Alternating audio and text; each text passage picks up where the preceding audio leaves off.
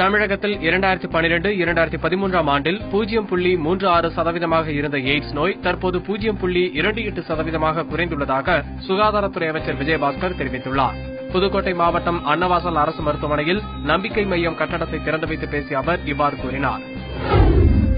ஹவாலா பணம் தொடர்பாக சென்னை மண்ணடியைச் சேர்ந்த நபரிடம் சுங்க இலாக்கா அதிகாரிகள் விசாரணை நடத்தி வருகின்றனர். சென்னை மீனம்பாக்கம் பன்னாட்டு விமான நிலையத்திலிருந்து துபாய் செல்லவிருந்த அப்துல் ரஹீம் என்பவரிடமிருந்து ஹவாலா பணம் 27 லட்சம் ரூபாயை சுங்க இலாக்கா அதிகாரிகள் பறிமுதல் செய்தனர்.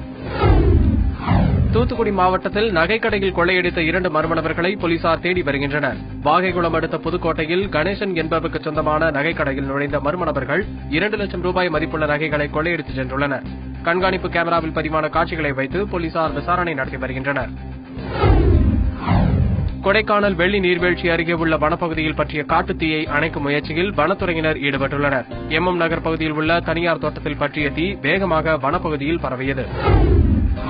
கோவை மாவட்டம் வால்பாறையில் கிணற்றில் தவறி விழுந்த மானை வனத்துறையினர் மீட்டுள்ளனர். செந்நாய்கள் துரத்தியதால் ஸ்டான்மோர் எஸ்டேட் பகுதியில் உள்ள கிணறு பகுதியில் கடமான் தவறி விழுந்தது. தீயணைப்புத் துறையினர் உதவியுடன் அந்த மானை வனத்துறையினர் மீட்டனர். திருவண்ணாமலை மாவட்டம் வந்தவாசி அருகே நிகழ்ந்த சாலை விபத்தில் மாணவர்கள் 2 பேர் பலியாகினர். ஹஸ்தினாபுரத்தைச் சேர்ந்த அருள்முருகன், விஜய் மற்றும் தினேஷ் ஆகிய 3 பேர் சென்ற இருசக்கர வாகனம் விளம்பர பலகையின் மீது மோதி விபத்துக்குள்ளானது.